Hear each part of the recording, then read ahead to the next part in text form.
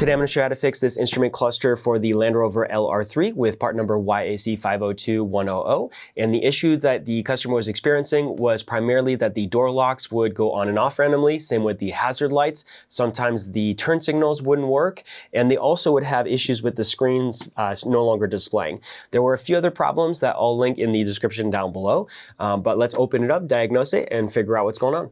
For bench testing, we're going to be applying 12 volts to pin number 15 and ground to pin 31. And using our power supply, we're going to apply 12 volts.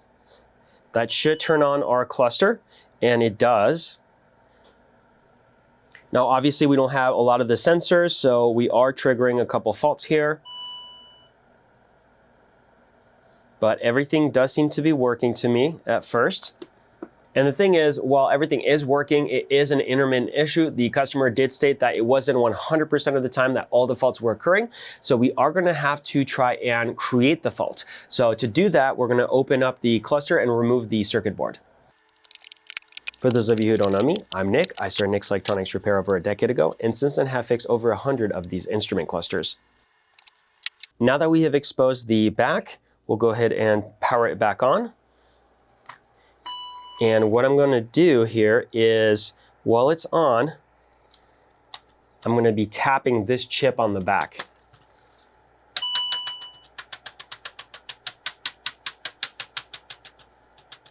And what we're looking for while I'm doing this is for the screens to go blank, power to be lost, but that does not seem to be the case.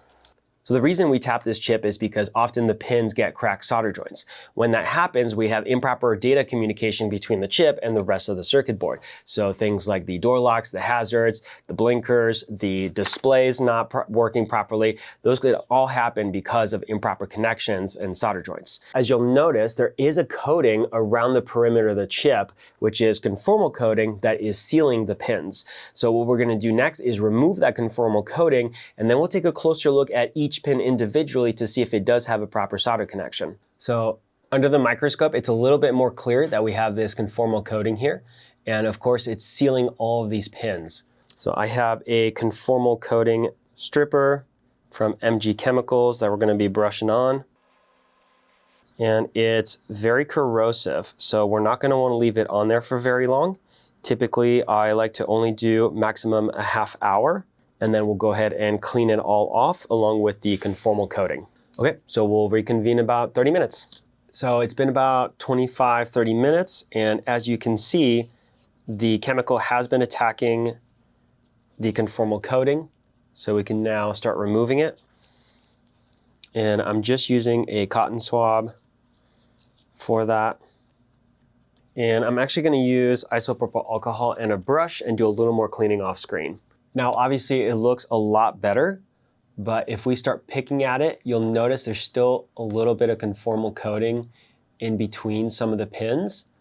So we did a lot of progress, but there's still a little bit left over. And what we'll do is a second layer of conformal coating. So same thing, just gonna coat all four sides again. And once again, we'll reconvene in another 25-30 minutes. All right, it's been about another half hour or so, and it's not as evident that there has been work done to the conformal coating since there's less. I think maybe oozed out from between the legs. If you have a defective Land Rover cluster that you would like to send in for us to fix, we do offer flat rate services, which come with a 1-year warranty. Those are available on our website, which I will link in the video description down below.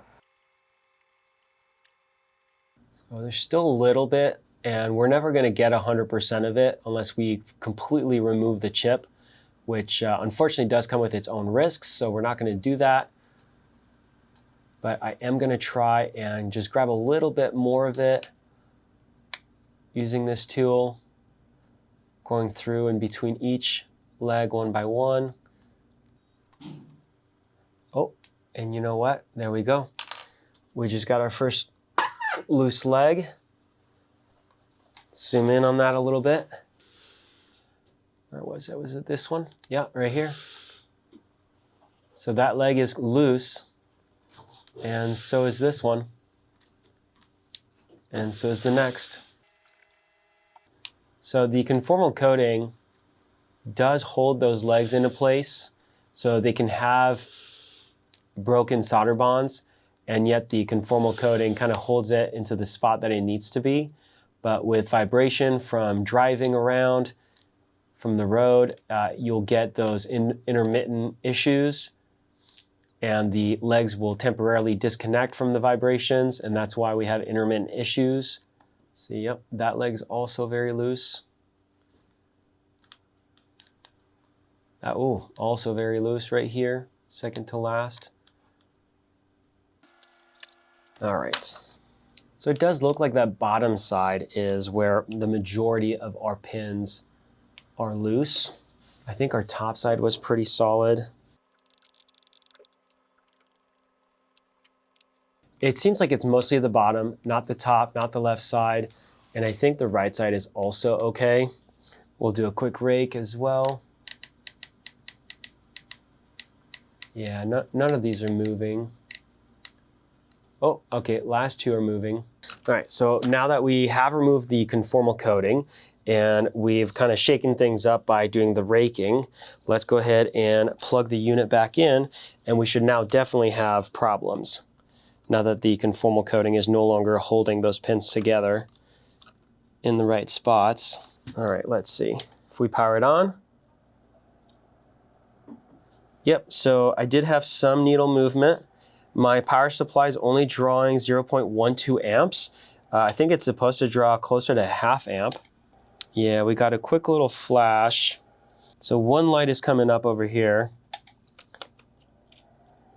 I got some needle movement, but the displays are not showing up. None of my other lights are showing up. So to me, that does confirm it. The issue is coming from the IC chip. So we'll go ahead and reflow it next. So even though the top and the sides didn't really have loose pins, we're still going to reflow the entire chip and add a little bit of extra fresh solder. So we'll start by the top right. I'm just going to add a little blob of solder, and we're just going to bring that over across all the pins.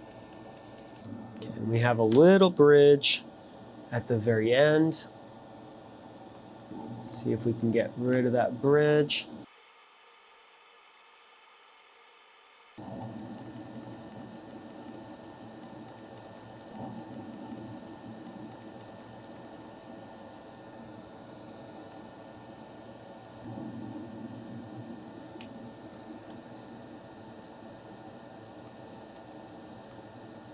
All right, let's go ahead and do our final testing.